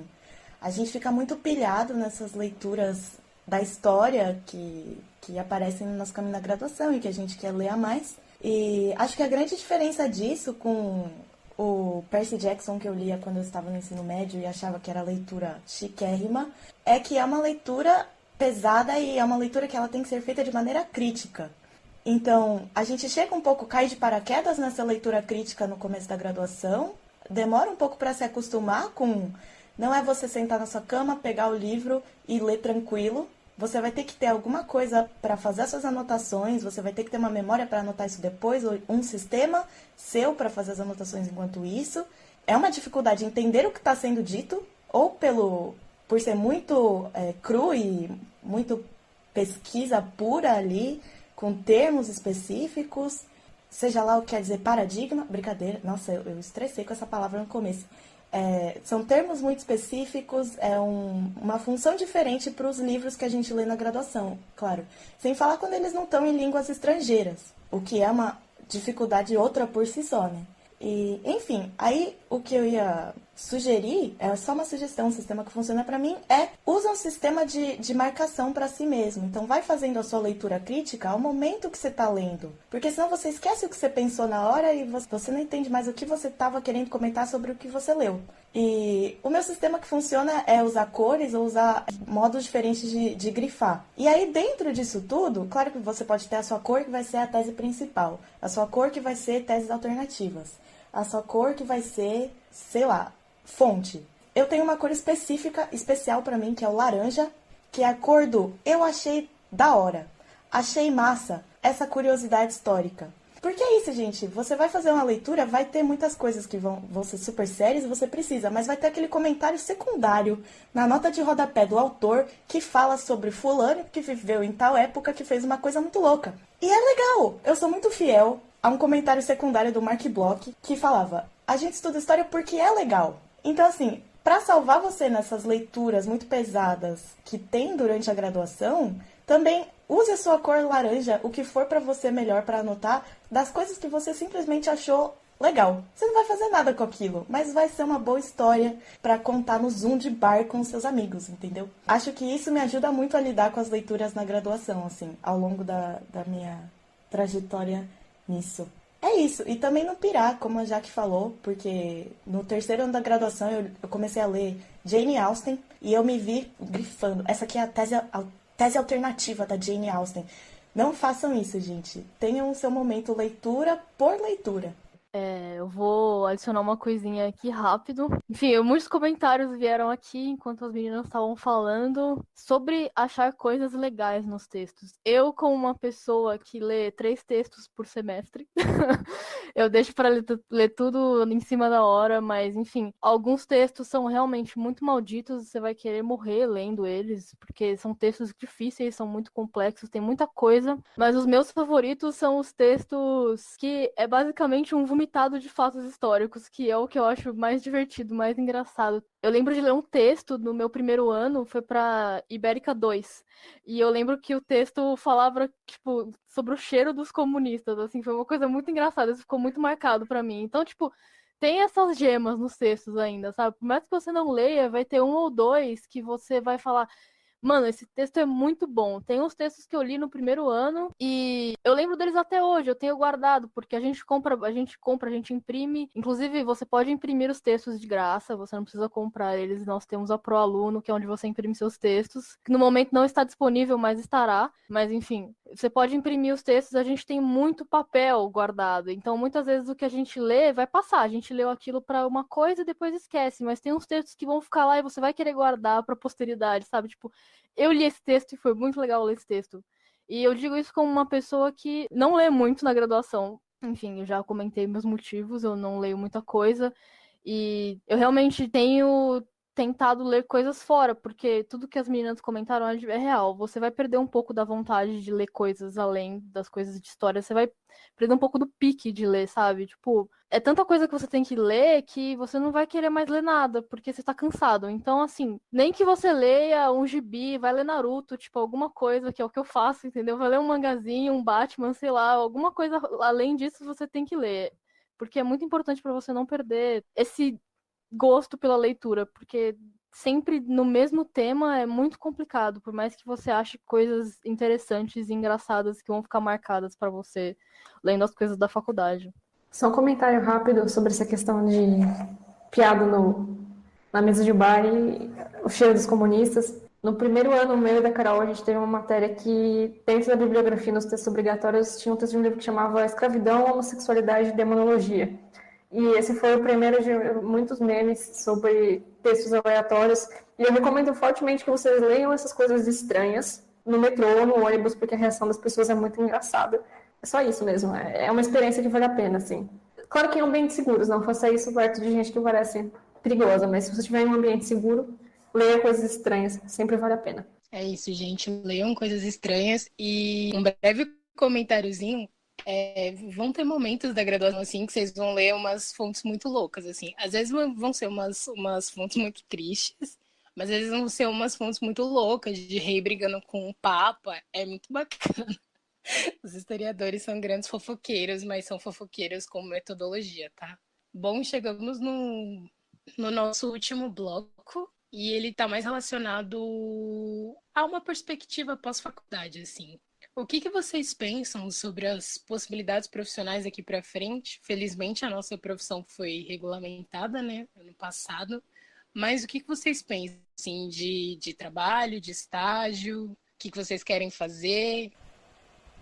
É que podcast não passa o som de assentindo silenciosamente, né? Mas eu estou, assim, assentindo silenciosamente, pensando. Realmente, o primeiro comentário que eu faço sobre a pergunta é que eu entrei num momento do Brasil... Nós três, né? A gente entrou num momento muito diferente do Brasil na graduação de História. Claro que não era perfeito, mas era diferente. Então a perspectiva de futuro que eu tinha quando eu entrei é um tanto diferente dessa perspectiva que eu tenho agora que eu estou quase saindo. Bom, eu tive experiências de trabalhar na área de educação, eu gostei muito dessas experiências e eu estou mais voltada para esse rumo no mercado de trabalho, acredito. Ao mesmo tempo, eu também gosto bastante de pesquisa, mas pesquisa no Brasil também não está fácil. Acho que, do mesmo jeito que eu lidei com a graduação, que foi abraçar o que tinha de oportunidade, eu vou abraçar o que tiver de oportunidade no futuro também. Isso que a Ana comentou sobre a questão de ser um momento diferente, eu acho que a gente precisa, para responder essa pergunta assim, sem entrar em crise, entender que a gente está vivendo um momento excepcional, não só no sentido de... Porque se, por exemplo, em 2019 já estava complicado em relação ao corte de bolsa de pesquisa e crise econômica, a gente está vivendo uma das maiores pandemias da história. Isso tem consequências, assim, brutais, sabe? Eu acho que faz parte da gente entender que está tudo bem se reorganizar nesses momentos, principalmente para quem está entrando agora, sabe? Eu imagino que nunca na cabeça de ninguém o momento ideal para fazer uma graduação é no meio de uma pandemia global com crise econômica e tendo aula à distância. E tá tudo bem se abalar por isso e ter que repensar os planos. Eu acho que no meu caso tem uma mistura de eu entrei na faculdade querendo ser professora e aí eu descobri o mundo da pesquisa e eu gostei. E aí eu queria juntar essas duas coisas, mas realmente agora no momento é difícil fazer planos de falar, não, eu quero fazer isso, sabe? É claro, a gente tem que ter vontades ou sonhos, porque senão a gente perde o horizonte e não tem força para levantar de manhã, mas eu acho que parte da questão agora é juntar o que a gente quer fazer com essa noção de crise que a gente está passando e de ter uma certa flexibilidade, de entender que algumas coisas não vão dar certo e talvez outras vão, e a gente meio que, é isso que a Ana falou, abraça o que aparece, não por uma espécie de conformismo triste, mas porque nossos planos não funcionam mais como eles funcionavam antes, sabe, pelo menos por um período. Mas eu acho que é isso, sabe? Essa questão que a pesquisa está difícil no Brasil, mas o ensino também está difícil no Brasil e qualquer coisa está difícil no Brasil. Então eu acho que a gente pode, sei lá, vai fazendo vários planos, tendo noção que eles podem não dar certo e que é importante ter planos B, porque tá complicada a situação. Eu sei que é um conselho meio foda aí, man, mas é isso um pouco, sabe? O máximo que a gente pode fazer é se adaptar. Enfim, chegou a minha vez de falar, mas eu tô até um pouco sem rumo, porque os comentários foram muito completos. Tipo, o momento agora é diferente. No meu caso, os meus planos também são bem diferentes, porque, como eu comentei antes, eu não sei se eu quero continuar na área, mas, por exemplo, ano passado eu consegui um estágio dentro da USP e é uma coisa que eu não estava esperando, foi uma coisa que eu gostei de fazer. Então, eu tentei criar possibilidades dentro do que eu estava fazendo ali no estágio. Tipo, eu queria fazer outra graduação, mas eu entrei num estágio no Museu de Arqueologia. E essa outra graduação que eu quero fazer também tem a ver com arqueologia. E se eu tentar fazer uma coisa mais interdisciplinar? Então, tipo, lembrar que nem sempre você está preso à faculdade de história em si. Você pode ir para uma área além que tem a ver com o que você está fazendo. Então, as possibilidades são maiores do que você imagina, eu acho. Então, é isso. Meu comentário é: seja livre, tem muito tempo pela frente, tem muitas escolhas e muitas possibilidades, muitas portas a serem abertas ainda. Pessoal, desculpa, um último comentário. Talvez para, sei lá, terminar numa chave positiva aí. É que a gente tem muita empatia quando a gente estuda os nossos personagens históricos. Quando aparece alguém que identificavam nas fontes, os nossos autores, a gente sempre pensa que eles fizeram o que puderam com a informação que eles tinham no período. Eles não tinham como prever o que ia acontecer depois e quais seriam as consequências do que eles escolheram naquele período. Então a gente tem que se perdoar nesse sentido também, de saber que a gente tá no período que a gente tá e a gente faz as escolhas que a gente pode com o que a gente pode fazer. Claro que ficou super abstrato o que eu falei, mas é isso, de também se dar essa paciência que a gente dá aos personagens que a gente encontra na história, né? Ai, gente, que bate-papo lindinho. Tá muito legal ouvir vocês. E só voltando um pouquinho, já que Ana e Carol comentaram um pouco das experiências que elas tiveram na graduação, assim. Vocês podem falar para os nossos ouvintes sobre essas coisas de ser, o que vocês desenvolveram, um PIBIC? Não sei se alguém aqui já foi da bateria ou da atlética também, para dar um exemplinho para a galera. Mas vocês podem falar um pouquinho sobre essas experiências até o momento que vocês tiveram? No meu caso, esse estágio veio bem do nada. Ano passado era para ser meu último ano de faculdade e apareceu um estágio. Então, eu continuei assim, mas além das coisas dentro da faculdade, tipo, além das atividades oficiais da faculdade, você tem coisas que você pode fazer com seus amigos. Tem festas, tem quibe, tem mesa de RPG, que é o que eu faço na sexta-noite. Mas, enfim, tem muitas outras coisas que os próprios alunos estão desenvolvendo. Tem oficina, tem os coletivos, tem o CAIS, tem muita coisa, tem gente para você conhecer, tem o movimento estudantil, então, tipo, além das coisas da faculdade, tem coisas além. E é isso que eu queria, o ponto que eu queria chegar. E, inclusive, Kibe, Quinta e Breja é um rolê que acontece na ECA toda quinta-feira, que tem breja. E é de quinta. Por isso que chama Quinta e Breja. É isso. Ah, inclusive, se um dia vocês forem numa Kibe, colhem só depois das 23 horas, tá? Porque, ou, tipo, meia-noite, assim, porque antes disso não vai ter ninguém lá, entendeu? E outra coisa, conheçam o campus, importante, vão nos outros institutos, tem muita coisa legal na USP para você fazer. O campus é muito legal, tipo, meu Deus, eu tô na USP, sabe? Tipo, que outra faculdade aqui em São Paulo é igual a USP? Aproveitem que você tá lá e tem um campus gigantesco, a cidade universitária é da hora. Vai nadar no CP USP, o Centro de Práticas Esportivas, tem um piscinão da hora para você ir para lá, para você matar lá na piscina. É isso, a USP te dá muitas oportunidades. Participem das coisas, das atividades além das coisas propostas, tipo, pela própria graduação, porque tem muita coisa para fazer. Tentando focar em 3 coisas que eu acho que são as mais importantes, ou pelo menos as que eu posso contribuir mais. A primeira é bem simples, é isso que a Carol falou do campus. Tem muita coisa naquele lugar, então, assim, primeira tarefinha para vocês anotarem no caderninho de vocês, uma vez vacinados, é conhecer aquele lugar, porque tem muita coisa. Tem aula de remo gratuita, tem parede de escalada, tem o Sinusp, que é um cinema completamente gratuito, que faz amostras de filmes antigos com temáticas e tem cine debate. Além das coisas que tem, que são atividades, tem, sei lá, quilômetros e quilômetros de áreas verdes bonitas, cheias de lugares bonitos, e aí vai ter algum lugar aleatório que você vai passar e pensar, aqui é bonito, porque todos os lugares são assim. Então, conheçam o campus quando vocês puderem. De preferência, eu sempre recomendo 2 coisas que ajudam a conhecer, que é andar por aí a pé e rodar de circular. Pega o circular e faz o caminho inteiro só para ver o campus. Muito bom. As outras 2 coisas que eu acho que são muito importantes, a Carol comentou por cima uma delas, parte de uma delas, que é o movimento estudantil. O CAIS, que ela comentou, é o centro acadêmico da história, mas o CAIS e os centros acadêmicos não são tudo que existe em movimento estudantil. Você tem o DCE, que seria o centro acadêmico da universidade inteira, e você tem outros setores, você tem coletivos, você tem juventude de partido, você tem grupos de estudo e grupos de trabalho, e essas coisas elas são muito importantes, assim, e aí sem querer ser a pessoa se envolva com política, amigos, mas é uma coisa assim que eu acho que sempre foi uma coisa importante para nossa formação, no sentido de conhecer, mesmo que você não queira participar, que você não queira se organizar em algum lugar, que você não queira entrar, é importante conhecer pela sua visão e não pelos estereótipos que as pessoas fazem, porque os estereótipos são horríveis e extremamente deseducadores muitas vezes, porque as coisas não são criticadas pelo que elas são criticadas pelo que elas parecem ser. Isso, em termos da nossa formação, tanto como historiador quanto como cidadão, é horrível. É uma coisa que eu demorei para perceber e eu acho que mudou completamente minha visão dentro da graduação.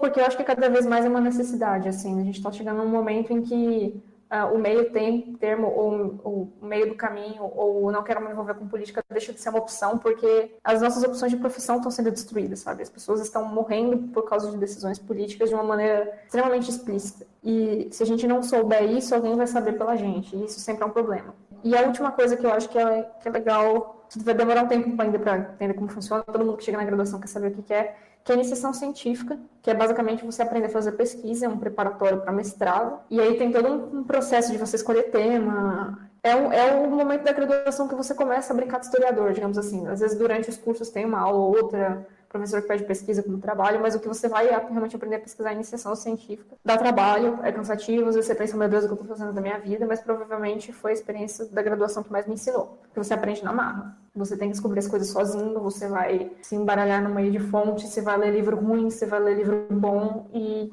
gerar boas experiências. Uma coisa assim que no primeiro semestre, às vezes a gente chega querendo fazer pesquisa, mas leva um tempo para descobrir como que funciona e é normal, uma hora sai. Então eu diria essas 3 coisas: conheçam campus, se envolva com militância estudantil e eu não sei, a casa da pesquisa eu acho que é o menos assim universal, não é todo mundo que tem interesse em fazer pesquisa, mas se vocês tiverem, talvez eu acho que a iniciação científica é o melhor lugar para começar, porque se você for direto para o mestrado é meio surdo. Opa, chegou minha vez. O que sobrou pra dizer? Gente, eu sou um pouco nerd de línguas, eu gosto muito. Então, a primeira dica que eu daria é: tem bastante oportunidade de tanto grupos de simplesmente conversação, quanto aulas mesmo organizadas dentro da FEFELESH, principalmente vinculados com a filosofia. Também vários anúncios de pessoas que fazem letras e querem treinar, ensinar línguas. Então, fiquem atentos a esses anúncios que às vezes aparecem no Facebook, às vezes aparecem na própria parede do prédio. Bom, agora eu não sei como tá, mas... E aí, assim, línguas estrangeiras aparecem muito na graduação de História. É uma dificuldade do curso, inclusive. E se você tem interesse em fazer, assim, é uma oportunidade de fazer isso de uma maneira muito mais barata e voltado já para nossa área de estudo das ciências humanas. Outra coisa que eu adoro é a parte de extensão da FEFELESH, então cursos de verão e cursos de inverno. São vários temas, assim, tem vários cursos que você não imaginaria que ia ver, com títulos muito promissores, e você faz, e realmente era promissor, é muito legal. Então eu recomendo esses cursos de extensão. Você pode também encontrar muita gente diferente, pessoas que já se formaram faz muito tempo e são professores da educação básica e estão no mesmo curso que você, aprendendo juntos. É uma oportunidade muito legal. Como a Jaque falou antes da iniciação científica, para mim também é muito grupo de estudos. Eu não fui a pessoa que sofreu em iniciação científica porque eu não fiz iniciação científica sozinha, mas eu sofri na pesquisa em grupo, com outros colegas que têm o interesse em estudar a mesma coisa. Então, alguns laboratórios têm grupos de estudos específicos para alunos da graduação. Então, às vezes, entrar no site desses laboratórios, mandar um e-mail para o professor responsável e ver quanto você pode participar como ouvinte, como você pode participar de reuniões semanais. Às vezes é bem legal e às vezes te mostra se você quer continuar nessa área, se não é para você, ou como que é a dinâmica dentro dos laboratórios. Acho que essas seriam as minhas dicas. A próxima pergunta, ela pode parecer um pouco óbvia, mas ela é bem pessoal, assim, para vocês. E eu gostaria de saber se o ingresso na faculdade possibilitou para vocês um amadurecimento, assim, porque, para além da graduação, a gente tem muita coisa na FEFELESH. Tem muitos coletivos, grupos de estudos, muita vida política que, querendo ou não, essas coisas, elas refletem na gente, né? Então, vocês podem falar um pouquinho sobre esse amadurecimento, o que vocês perceberam em vocês, assim, nessa retinha final de graduação? Tentando dar uma resposta curta, sim. Eu acho que muda, né? Querendo ou não, são 4, 5 anos num lugar. Eu acho que os principais efeitos, assim, para além de todo o amadurecimento do próprio período da vida, é uma questão de expansão de horizontes, de você conhecer coisas que não faziam parte da sua realidade. Acho que eu cheguei a comentar que a minha geração é a primeira a fazer formação superior. Então, esse mundo da universidade não era uma coisa que fazia parte da minha vida. E todo mundo cultural que envolve as ciências humanas não era uma coisa que fazia parte da minha vida, foi uma coisa que eu conheci na faculdade. E isso muda muito a visão que você tem sobre uma série de coisas, você conhece. Fiz muitos amigos que vêm de lugares muito diferentes de mim, e eu acho que a universidade é um bom lugar para isso, porque ela junta uma mistureba de coisas, mesmo que ela ainda seja muito restrita a uma parcela muito pequena da população, que em muitos sentidos ela seja muito elitizada. Ela é mais diversa do que outros espaços de educação. Eu acho que é aquilo que a Ana falou, que na escola dela todo mundo era mais ou menos igual. E aí você vai para outra escola e são essas pequenas bolhas. Eu acho que a universidade dá uma misturada nisso, é legal. E eu acho que uma outra coisa importante que a universidade teve um papel fundamental, apesar de ter passado um tempo, foi mudar completamente a minha visão política de mundo. Assim, no sentido de, não assim de eu passar a discordar plenamente de tudo que eu achava, mas de dar um vocabulário para entender o que eu acredito. Porque eu acho que esse espaço da universidade, principalmente o espaço extracurricular, é um espaço muito mais em que, principalmente no caso das ciências humanas, os debates políticos eles estão fervilhando muito mais do que em outros lugares. Assim, se você for pensar em termos de ambiente de sociabilidade de jovens, principalmente, fora do mundo do trabalho, que está entrando no mundo do trabalho, a gente tem acesso lá a uma série de coisas que em outros lugares não são difíceis de achar, mas muitas vezes são vistas com maus olhos. E eu acho que esse espaço é um espaço que ajuda a ver essas coisas como elas são, para além dessa ideia que veta um pouco a política e que veta debates que vão causar incômodos em alguns lugares. Então, eu acho que essas são duas coisas... no fundo, são a mesma coisa, né? É uma expansão de horizontes, a universidade. Por mais que ela seja um lugar fechado, não a mesma, tem várias coisas ali dentro, e isso é bem legal. Então, nossa, Sara, é uma pergunta muito boa, mas justamente por isso eu também não estava preparada. Eu acho que com certeza eu posso dizer sim, que eu amadureci comparando com a Ana do passado que entrou na graduação em História, mas de que forma, por quê, como? Eu não consigo apontar muito bem o que aconteceu nesses últimos anos. Eu sinto que eu pisquei e eu sou uma pessoa muito diferente e eu não sei o que aconteceu nesse tempo todo, assim. É uma mudança que você muda um pouco a cada coisa que acontece com você na graduação. O primeiro trabalho que você tinha que entregar e você teve 6 meses e foi fazer na noite anterior, ou o segundo trabalho que você aprendeu com o anterior e você fez um cronograma bonito e conseguiu cumprir o cronograma e se sentiu bem, a coisa que você decidiu fazer e não foi legal e você desistiu, e a coisa que você decidiu fazer e foi super legal. Então, a cada coisa que a gente faz, aprende alguma coisa inconscientemente ou conscientemente e a gente vai mudando aos poucos. Mas eu realmente não consigo apontar, assim, como que eu amadureci, né? Mas acho que também ainda tenho muito a amadurecer. Quero acreditar nisso. Talvez a Ana do passado goste da Ana que eu sou hoje. Acho. Eu não sei nem o que dizer, porque eu concordo completamente com o que a Ana falou. Eu não sei onde, não sei como aconteceu, mas eu tenho certeza de que eu sou uma pessoa diferente do que eu era quando eu tava no ensino médio. Até sentir mais liberdade pra ser quem eu sou, sabe? Porque a FEFELESH te dá espaço pra isso. Você pode ser o que você quiser lá. Menos um reacionário maldito, por favor. Não sejam, não façam isso, ok? Não sejam chatos, ok? Mas, enfim, eu não sei como isso aconteceu também. Aconteceu. Eu sinto que eu sou completamente diferente do que eu era e as coisas acontecem muito rápido. Eu acho que é meio difícil você falar, ai, não amadureci na faculdade, porque, querendo ou não, você amadurece com a passagem do tempo. As coisas vão acontecendo na sua vida. Então, assim, a faculdade está lá dentro da passagem do tempo, da passagem da sua vida, sabe? E uma das coisas que mais me ajudou a entender, a crescer dentro do ambiente, são as pessoas que estão lá. Porque, como a Jaque falou, é muita gente diferente. Tipo, vocês estão ali porque vocês fazem faculdade da mesma coisa. É isso que vocês têm em comum. O resto você tem que descobrir, sabe? Então, tipo, às vezes eu, por exemplo, eu saí do ensino médio e entrei direto. E aí eu vou conviver com pessoas que são, tipo, 4, 5 anos mais velhas do que eu. E é uma coisa muito interessante, é diferente, porque antes disso, sei lá, às vezes você nunca teve essa experiência de conviver com pessoas de idades diferentes, de lugares diferentes. Então, isso faz muita diferença. Eu falei diferente muitas vezes, inclusive. Isso faz muita. Eu ia falar diferença de novo, então isso faz muita diferença no que na sua vida ali dentro do curso, sabe? Dentro da FEFELESH mesmo. É isso, gente. Bacana ouvir vocês. Esse foi nosso momento pet terapia. Acabamos as perguntas mais sérias e temos 2 perguntinhas extras para vocês. Nossa graduação, né, a USP em si, oferece muitos rolês loucos e legais. A gente queria saber as histórias que vocês têm sobre esses rolês, assim. Se vocês têm alguma, não só rolê, mas evento também, alguma história. Alguma história muito louca ou muito engraçada que vocês possam compartilhar aqui com a gente. Eu vou começar porque essa é a história mais conhecida da graduação, na minha, no caso. Eu chego nos lugares e eu falo, gente, eu quebrei o dente na FAO. Porque acontece, sabe? Às vezes você tá muito louco numa festa e você quebra o dente. Então, a faculdade é pra essas coisas, gente. Tem um amigo nosso que já ficou atolado no barranco da FAO também. A USP é uma caixinha de surpresas, assim, tipo, muita coisa doida acontece. Beba conscientemente pra não quebrar o dente, porque, enfim, se você curte festa, se você curte beber, essas coisas, vai ter o que fazer lá. Você pode só sair da sala, você ficar de boa, sentar ali na salinha do CAIS, pegar uma breja, ficar ali conversando, sabe? Tipo, essas coisas, essas experiências alheias, tipo, ao curso em si, eu acho que fazem parte da construção da faculdade, assim. Tipo, se você não tem uma história engraçada da faculdade pra contar, eu acho que você tá fazendo errado. Você precisa de pelo menos uma, assim, sabe? Então, é isso. Mas cuidado pra não quebrar o dente na FAO, gente. Foi muito caro arrumar depois. Eu acho que, causando uma decepção aqui pra Carol, eu não tenho muitas histórias, eu não era, não sou, não sei.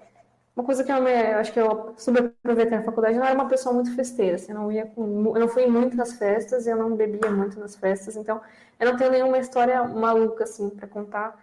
Conheço histórias de outras pessoas, inclusive provavelmente são as mesmas que a Carol conhece, mas eu acho que uma coisa que não é uma história, mas é um sentimento muito importante de rolês na faculdade, que é você indo embora às 5h30 da manhã, morrendo de sono, talvez não sobre, cansada, querendo chegar em casa, porque as festas geralmente são de madrugada, né? Não dá pra pegar metrô, então você fica até de manhã. E aí vai ter grandes grupos de velhinhos de 60 anos correndo, sendo saudáveis, ou grandes manadas de ciclistas pedalando às 5 da manhã enquanto você está voltando de uma festa. E eu acho que esse sentimento é uma coisa muito interessante, porque ele, assim, você não fica triste, entendeu? Você fica mais cansado e pensa, meu Deus, esses velhinhos são saudáveis, eu não sou saudável. 5 da manhã eu estou voltando para casa. Então eu acho que eu vou compartilhar esse sentimento, já que não tenho nenhuma grande história para contar. Esse sentimento é importante, acontece em toda festa. Momento exposição. O que é justo expor aqui? Jesus. Acho que eu também não fui em todas as festas, não. Na verdade, eu tinha justamente esse problema que me dá muita preguiça, gente, de ficar de madrugada, ir pra festa de madrugada. Eu não moro no P1, sabe? Leva 2 horas de transporte público. Aí eu ficava com muita preguiça de ir nas festas. Mas eu fui em numa república, não vou dizer nomes, mas fui na república, na festa. E joguei. Eu estava no tênis de mesa na época. E tem o famoso beer pong, que você enche copos de cerveja em uma mesa de ping-pong e você joga uma bola de ping-pong, onde cair no copo, você toma o copo inteiro. E não era cerveja, era catuaba. Esse drink genuíno. Enfim, e aí joguei, né? Fiquei feliz e decidi que eu queria comer pipoca. Porque sim, era um momento de comer pipoca na vida. E quebrei o micro-ondas da República, gente. Porque em vez de digitar 3 minutos, eu digitei, sei lá, 13 minutos. E quando eu voltei, tava com um monte de fumaça. Jesus, gente, tava com muita fumaça no quarto. E eu fiquei, nossa, o pessoal tá fumando aqui. Mas não era, gente, era o micro-ondas que quebrou. E aí eu tive que comprar um outro micro-ondas pro pessoal da República. Peço desculpas aí. Foi perigoso. Não usem eletrônicos sem consciência plena. Esse foi o meu momento de exposição, assim. Todos saíram bem. Todos saíram bem, menos o micro-ondas. Importante. Gente, ainda bem que não foi na época do Bolsonaro, tá? Nem sei quanto tá o micro-ondas, pelo amor de Deus. Na época tava R$200 o micro-ondas, assim, tipo, ok, sabe? Mas caraca. Dá até pra pagar o micro-ondas que você quebrou, assim. Nossa, eu ia ficar desesperada.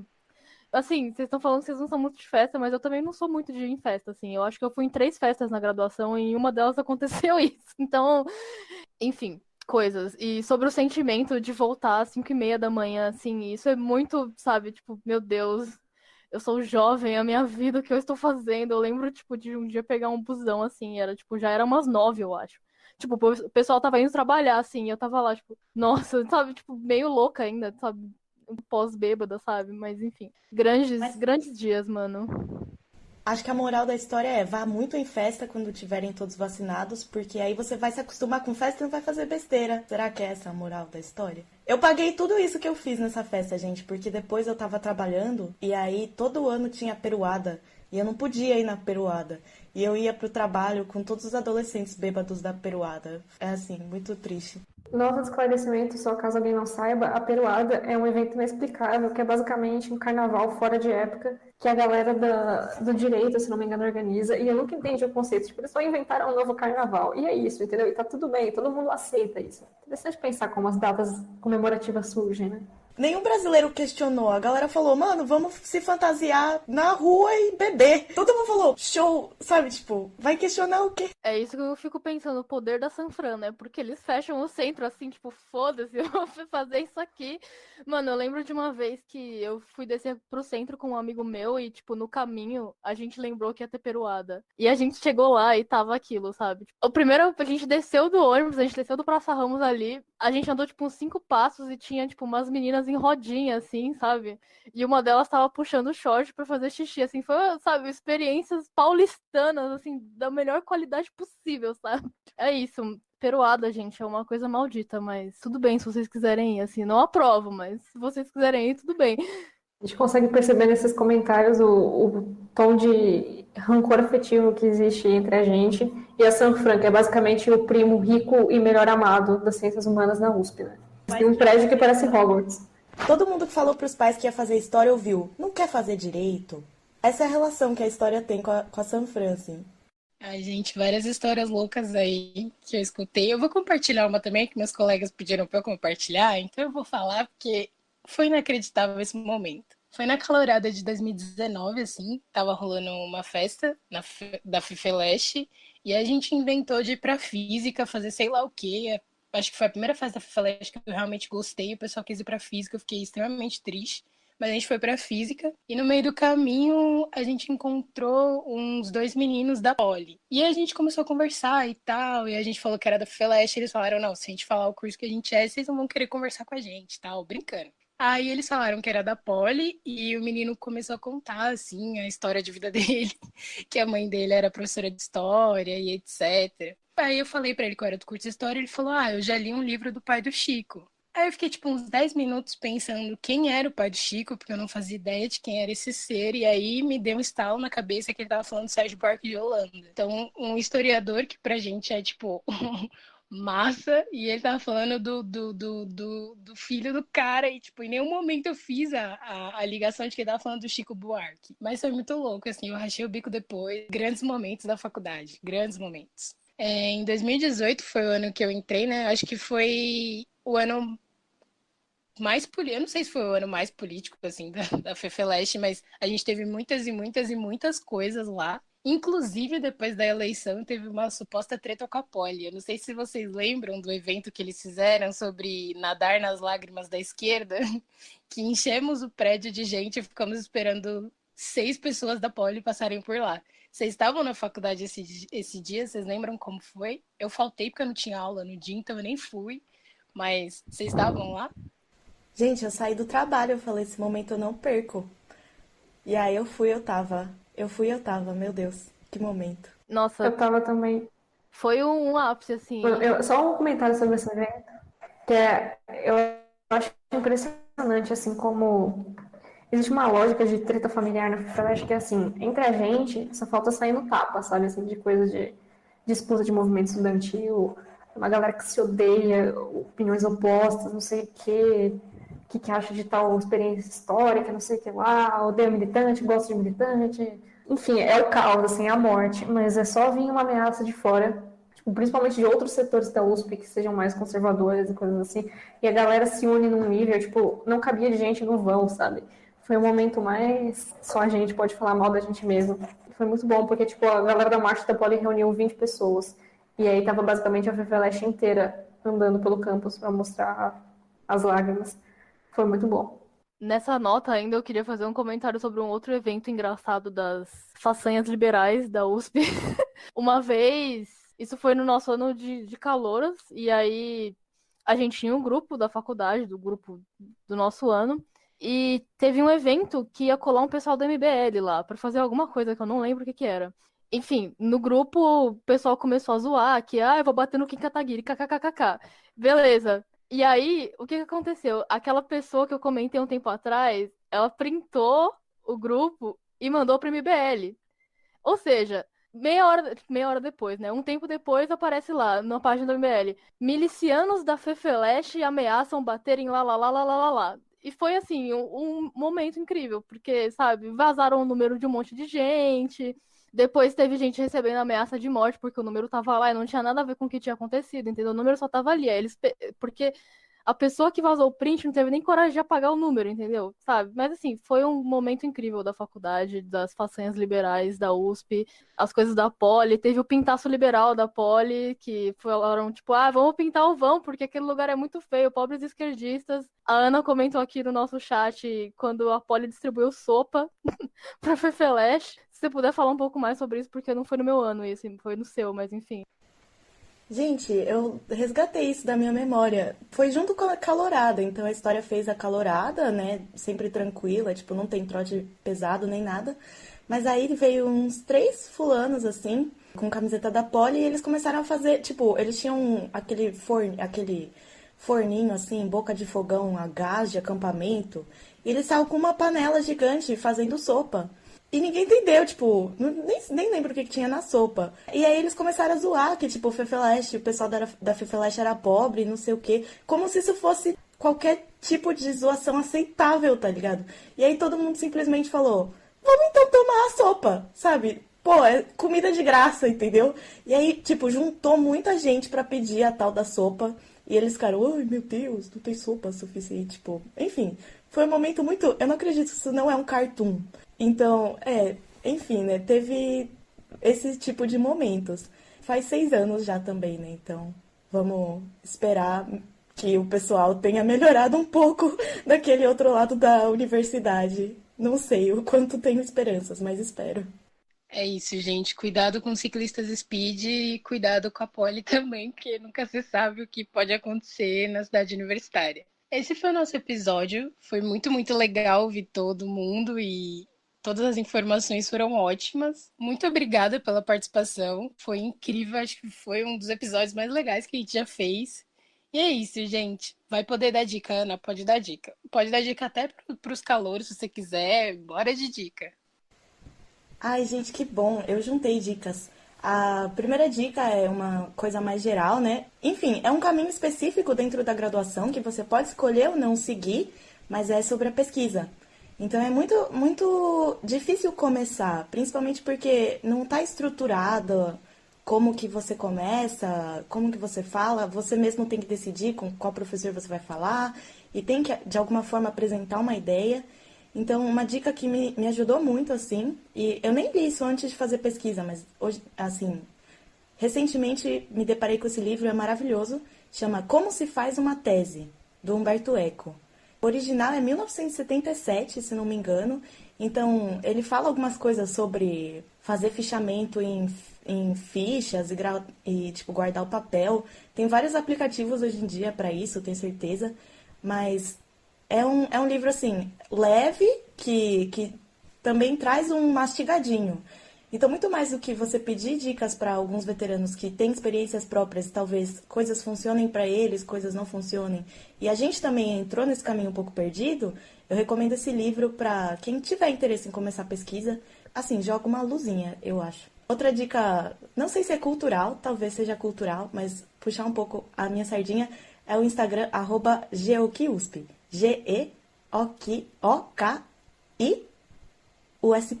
Então, é do grupo de estudos, a gente posta algumas coisas sobre o que a gente tem pesquisado. Desculpe usar aqui um momento merchan. Obrigada pelo episódio também, gente. Estou muito feliz de estar aqui. Eu falei antes, eu sempre quis estar num podcast, acho que foi o melhor podcast que eu poderia estar. Parabéns pelo trabalho aí aos 7 anos. Vamos que vamos, Carol e Jaque. Acho que esse ano vai, hein? A gente vai conseguir. Então é isso. Obrigada, pessoal. Então é isso.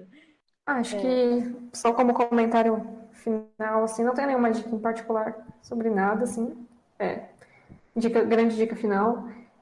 Eu acho que o que dá pra gente tentar fazer agora é sobreviver esse momento, aproveitar o que a gente pode e ter alguma esperançazinha de que em algum momento, espero que, não sei se até o final desse ano a gente consiga fazer alguma coisa presencial parecida com isso, que vocês conheçam o vão, que o mundo real volte a existir, pelo menos minimamente, pelo menos que mesmo que ele não seja igual ao que ele era antes, e que de qualquer jeito são 5 anos de graduação, então eventualmente vocês vão voltar para a faculdade normal e até lá vocês já vão ser grandes veteranos que vão saber como fazer fazer fichamento, muito importante, que vão saber mutar o microfone na hora certa da reunião, que vão ter amiguinhos, web amiguinhos, então não desistam, e eventualmente vai ficar tudo bem. É isso. Não sei o que adicionar também, mas é o que a Jaque falou, uma hora as coisas vão voltar ao normal. Não sabemos quando, mas elas vão. E assim vai ser possível ter a experiência completa do Flash USP, que, enfim, tem muitas coisas malditas, muitas coisas boas, engraçadas e tristes, mas eu acho que isso faz parte da graduação de todo mundo, hein? É isso, esperamos, assim, esperamos, no caso, eu espero estar fora da faculdade quando isso acontecer, mas esperamos que vocês voltem para o campus e aproveitem a USP do jeito que ela tem que ser aproveitada, porque, acima de tudo, tem que aproveitar a graduação, por mais que você não esteja gostando muito do que está fazendo como graduação, aproveita as coisas que estão ao seu redor só. Então, é isso, a dica é aproveite o curso, aproveite sua vida, aproveite a USP. Obrigada.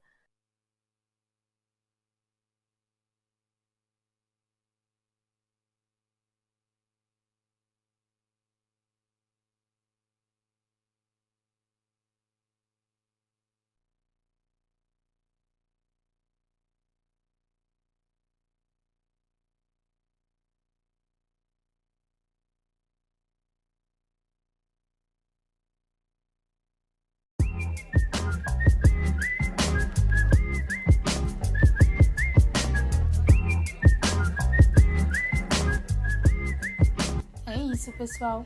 Agradecemos pela audiência e esperamos que vocês tenham curtido esse formato. Acompanhem o Pet nas redes sociais para saber quando saem os novos episódios do Perfis. Um beijo e até a próxima!